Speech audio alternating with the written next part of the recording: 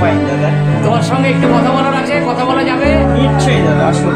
Thank you. Actually তোমরা সবাই জানো যে আমি ট্রাভেল নিয়ে ব্লগ করি, তো আজকে একটু নতুন ধরনের ব্লগ করতে এসেছি। তো এই ব্লগটা একটু অন্য ধরনের হতে যাচ্ছে, খুব ছোট্ট ব্লগ। সেটা হচ্ছে যে একটা ছেলে কীভাবে ছোটোবেলা থেকে কষ্ট করে কীভাবে উত্থান হয়েছে, তো সে কীভাবে ধীরে ধীরে উপরে উঠেছে, এই যে জীবন কাহিনী। তো এটা 22 বছর আগে একটা কর্মজীবন শুরু হয়েছে, একটা বাচ্চা ছেলে ছিল তখন সে, সেখান থেকে সে কীভাবে উপরে উঠেছে, তার উত্থান কীভাবে হলো, সেটা কে, সেটা কেউ নয়, আমার পাশেই আছে আমার ভাই। নমস্কার, তোমার নামটা বলো? পলাশ সমুদ্র। পলাশ। তো হঠাৎ পলাশের কাছে কেন এলাম আমি, হঠাৎ পলাশকে নিয়ে কেন আমি ইন্টারভিউ করছি, তো এটা জিজ্ঞাসা হতেই পারে। পলাশ অ্যাকচুয়ালি প্রথম জীবনে কি করতো এবং এখন কি করে, সেটা যখন পলাশের মুখ থেকে তোমরা জানবে, তখন তোমরাই বলবে যে না ঠিক আছে, পলাশকে নিয়ে এই ইন্টারভিউটা আমাদের কাছে হয়তো অনেক শিক্ষণীয় হলো। তো চলো পলাশের কাছে যাই, পলাশ কি বলে, পলাশের উত্থান কিভাবে হলো, ছোটবেলা থেকে পলাশ কিভাবে ওপরে উঠলো, কিভাবে কষ্ট করেছে, এবং আজকের পলাশ কি, সেটা তোমাকে পলাশের মুখ থেকেই শোনাবো। তো চলো। তো পলাশ নমস্কার।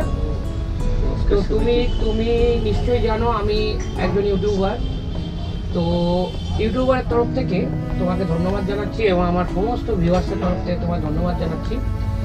তো আপনাদেরকে সকলকে ধন্যবাদ জানিয়ে আমি বলতে চাই, দাদা ট্রাভেলিং সবসময় এইসব ভিডিওগুলো করে থাকে।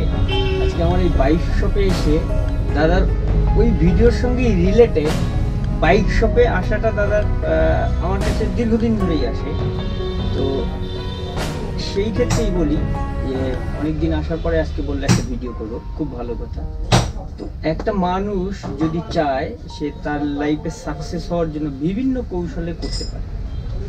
যে আমার গল্প থেকেই আমি বলি, আমি 2003 সালে মাধ্যমিক দিয়েছিলাম। তারপরে মনে হয়েছিল যে সবাই তো চাকরি করে, ভিন্ন টাইপের জীবন কাটানোর জন্য একটু অন্যরকমভাবে ভাবাই যেতে পারে। 2003 সালে যখন মাধ্যমিক দিলাম, তারপরে আমি মনে হয়েছিল যে আমার বাইকের উপর বরাবর একটা ন্যাক ছিল, বাইক নিয়ে কিছু করা যায়।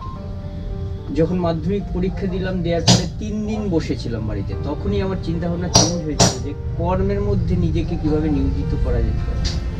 তো সেখান দিয়ে আমি টালিগঞ্জে একটা ITI 6 মাসের ট্রেনিং নিয়েছিলাম। নেওয়ার পরে একটা গ্যারেজে, সেখানে দেখলাম শিক্ষা হচ্ছে, বাট প্র্যাকটিক্যালে কোনো মজা পাচ্ছিলাম না। সেখান দিয়ে বেরিয়ে এসে আমি ঠাকুরপুকুরে একজনের কাছে 5 বছর ট্রেনিং নিলাম বাইক সংক্রান্ত রিপেয়ারিং জব নিয়ে। সেখান দিয়ে আস্তে আস্তে আস্তে আস্তে আমাকে এই জীবনে প্রবেশ করলাম, এই মেকানিক্যাল জবে। তোমাকে মাধ্যমে মানে থামাচ্ছি, তো তুমি তো আরো অন্য কোনো জবে চলে যেতে পারতে, বা অন্য কোনো ইয়েতে চলে যেতে পারতে, বা অন্য কোনো চাকরিতে বা অন্য কোনো দোকানে চলে যেতে পারতে। তুমি হঠাৎ এই বাইক নিয়ে, এই শখটা তোমার কবে থেকে? বাইক নিয়ে আমার ছোটবেলা থেকেই একটা স্বপ্ন ছিল যে বাইক নিয়ে কিছু করব, বাইকটা নিজের মানে হৃদয়ের মধ্যে গেঁথে। তারপরে সেইখান দিয়ে কাজ শেখা হলো, নিজের একটা শপ করলাম। শপ করতে করতে আস্তে আস্তে শপের সঙ্গে সঙ্গে মেকানিক্যাল প্রফেশনের সঙ্গে সঙ্গে মেটেরিয়ালসের একটা শপ করলাম। তারপর আস্তে আস্তে ইচ্ছে যে আমার সঙ্গে যারা থাকে, যারা আমার সহপাঠী, তাদেরকেও আস্তে আস্তে একটুখানি শিখিয়ে পড়িয়ে নিজের জীবনকে সুন্দর কিভাবে করা যায় সেইভাবে তাদেরকে তুলতে চাই।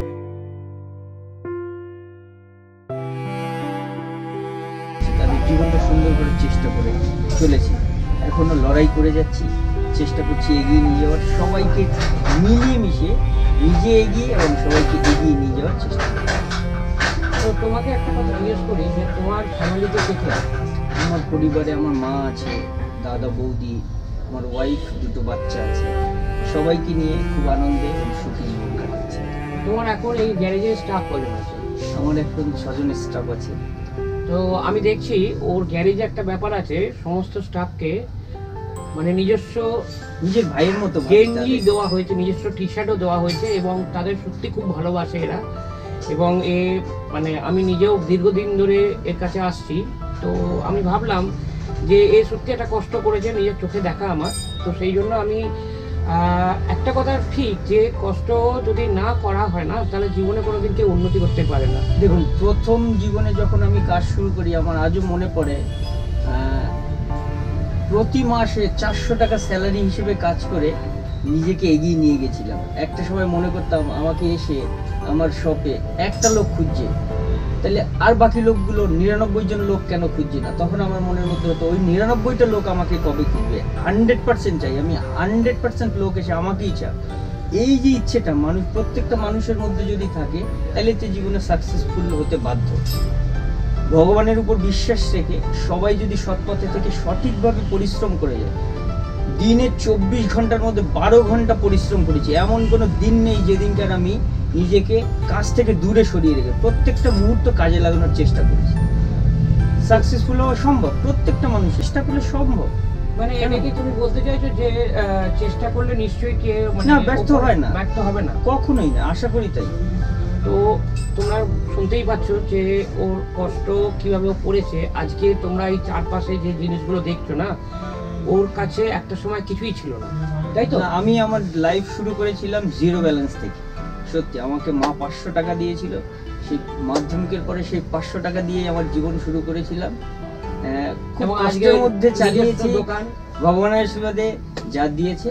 মানে আজকে তোমার নিজস্ব দোকান? হ্যাঁ, নিজস্ব দোকান, নিজস্ব বাড়ি, মোটামুটি আমি হ্যাপি, সব ফ্যামিলি পরিবারকে নিয়ে একদম। তো এটা শুনে না আমারও খুব ভালো লাগছে, এবং তোমরাও যারা এটা দেখছো তারাও ভাবো যে আজকে যদি কারোর ইচ্ছা থাকে, শক্তি থাকে, ইচ্ছা শক্তি যদি থাকে, সে কিন্তু উপরে উঠবেই। সে যতই কষ্ট হোক, যতই প্রতিকূলতার সম্মুখীন হোক, সে কিন্তু ঠিক একদিন না একদিন উপরে উঠবে। তো তোমরা এই যে শপটা দেখছো, এই শপটা কিন্তু ও নিজে হাতে সাজিয়েছে। আমি আরও কিছু দেখাবো, ওর আরও কিছু বৈশিষ্ট্য আছে যেটা এখন তোমাকে দেখাবো। যে ট্রিক্সটা, ওর কিছু বৈচিত্র্য আছে, ও কিছু না টেকনিক্যালি অনেক কিছু জিনিস তৈরি করে, ধরো যেগুলো ফেলে দেওয়া জিনিস, গাড়িরই সরঞ্জাম যেগুলো ফেলে দেওয়া জিনিস, সেই জিনিস দিয়ে ও সুন্দর সুন্দর জিনিস তৈরি করে। তো এটা কিন্তু ওর একটা ক্যালি, এটা আমি অন্য কোনো জায়গা দেখিনি, সেটা তোমাকে দেখাবো ভিডিওর পরে। দেখুন, কোনো জিনিসই মানুষ চাইলে নিজের মতো করে তৈরি করতে পারে, সে ছোট থেকে বড় কোনো জিনিস আপনি যদি চান না নিজের মতো তৈরি করা যেতে পারে, সেটা নিয়ে ভাবতে হবে আপনাকে ডিফারেন্স কিছু, কি করলে সুন্দর হয় জিনিসটাকে, কি করে সাজাতে হয়। প্রত্যেকটা মুহূর্তে সেইভাবে ভাবলে জিনিস সুন্দর হতে বাধ্য। তো এবারে আমি বেশি সময় নেব না, এবার তোমাদের দেখাচ্ছি যে ও নিজে হাতে কি কি জিনিস তৈরি করেছে। Just hold. আমি এবার দেখাবার জন্য বলেছিলাম, প্রথম একটা স্টিক দেখাচ্ছি। দেখো এই জিনিসটা, দেখো এটা কি জিনিস দেখে মনে হচ্ছে একটা টুল, রাইট? এটা একটা টুল। এই টুলটা কিভাবে তৈরি হয়েছে তোমাদের কাছে এনে দেখাচ্ছি। এই টুলটা কি, ভালো করে দেখো টুলটা কিভাবে তৈরি হয়েছে। দেখো এই টুলটা নিয়ে এবারে পলাশকে জিজ্ঞেস করছি, এই টুলটা কিভাবে বানিয়েছো, কেন হঠাৎ মাথা থেকে এই আইডিয়াটা এলো তোমার? শুধু আইডিয়া, দেখুন কোনো জিনিসই ফেলে দেওয়ার হয় না। এই ফেলে দেওয়া, এই বাইকের ক্ষেত্রে ধরুন এটা স্পকেট, এটা সাসপেনশন, এটা বাইকের ক্ষেত্রে ড্যামেজ, কিন্তু আমি ভেবেছিলাম এটা তো ফেলে দেওয়ার জিনিস নয়, এটা দিয়ে আমি এমন কিছু ব্যবহার করতে পারি যেটা আমার কাজে লাগতে পারে। তাই একটা সময় ভেবে এইভাবে করলে এটা সম্ভব যে একটা বসার টুল তৈরি করা যেতে পারে, এবং এটা স্মুথলি বসা যেতে পারে, সকার হিসেবেও কাজ হবে, তাই এটাকে তৈরি করেছিলাম। তো এটা কিন্তু প্রচুর ভারী, এটা কিন্তু প্রচুর ভারী, এবং আমি যেটা দেখছি এটা বসার পক্ষে খুব আইডিয়াল। আর একটা ট্রিক্স তোমাদের দেখাই, এটা তো দুজন ধরে। এবার এইটা দেখো, এইটা কিন্তু বসার টুল তৈরি করেছে। তো পলাশকে জিজ্ঞেস করি এটা কিভাবে করেছো, কি দিয়েছো, এটা কি আছে? রয়েছে ডিসপ্লে, গাড়ির ফেলে দেওয়া ডিসপ্লে, আর ফ্রন্ট সকারের পাইপ, সেই থেকে একদম নর্মাল টুল। দেখো তো এইগুলো কিন্তু এই মানে এইরকম একটা মানে সৃষ্টি করা বা এরকম একটা প্ল্যানিং সবার মাথায় কিন্তু সবসময় আসে না। আরেকটা টুলস তোমাদের দেখাই, এটা কি কাজে ব্যবহৃত হয়? এইটা ব্যবহৃত হয় স্কুটি গাড়ি কিছু সকার আছে যেটা খোলার জন্য কোনো টুলস আমি মার্কেটে পাচ্ছিলাম না, নিজের আইডিয়া থেকে আজকে এটাকে বানালাম। আজকে একটা কাজ করতে গিয়ে আমি ফেসে গেছিলাম, ভেবে দেখলাম যদি এইভাবে একটা টুলস বানানো হয়, ওটা একটা এমন সিস্টেমে লক লাগানো থাকে যেটা খোলা সম্ভব ছিল না। সেটা আমি এইভাবে নিজে থেকে তৈরি করে এটা চেষ্টা করলাম যে এটা খোলা সম্ভব। এটা দেখো কত সুন্দর না? তো সৃষ্টিকর্তা মানুষকে কিন্তু দেয়, কিন্তু সেটা কাজে লাগাতে হয়। সবার পক্ষে কিন্তু সম্ভব নয় সেই সৃষ্টিকর্তা যেটা দিয়েছে সেটা কাজে লাগানো। পলাশ কিন্তু কাজে লাগিয়েছে। সবাইকে আহ্বান যে সাকসেস স্টোরি কিন্তু আরও অনেক কিছু হয়, কিন্তু যেহেতু আমি আমার গাড়ি নিয়ে গ্যারেজে আসি, তো ন্যাচারালি আমি গ্যারেজ নিয়ে স্টোরিটা বানাবো ঠিক করলাম। তো সেই জন্য এখানে এইটা করা, এবং আমি যে ছেলেটাকে চিনি, এই ছেলেটা কীভাবে নিচ থেকে উপরে উঠেছে সেই স্টোরিটা তোমাদের বলবার জন্যই আজকে কিছুক্ষণের সময় চাইলাম তোমাদের কাছ থেকে। আমি বলছি না আমি জীবনে অনেক কিছু করে ফেলেছি বা এই সেই বড় এলাহি ব্যাপার, এইসব না। আমি ছোট বাট গুটিয়ে নিজের মতো করে বেঁচে থাকার আনন্দ নিয়ে বেঁচে আছি, সবাইকে নিয়ে আনন্দে আছি। এটাই প্রয়োজন প্রত্যেকটা মানুষের, বেঁচে থাকার জন্য সংক্ষিপ্তর মধ্যে গুটিয়ে থাকুন, কিন্তু সেটাকে সঠিক জায়গায় জায়গায় কাজে লাগান, সুন্দর হবে। সবাই ভালো থাকুন, আনন্দে থাকুন। এইটা আর একটা জিনিস কোশ্চেন স্যার, লাস্ট যাওয়ার আগে একটা কোশ্চেন করে যাচ্ছি, সেটা হচ্ছে যে দেখো এর কাছে কিন্তু বাইকের সমস্ত অ্যাক্সেসরিজ পাবে। পলাশ তোমার ফোন নাম্বারটা দিয়ে দাও। 9748661562। আরেকবার বলো।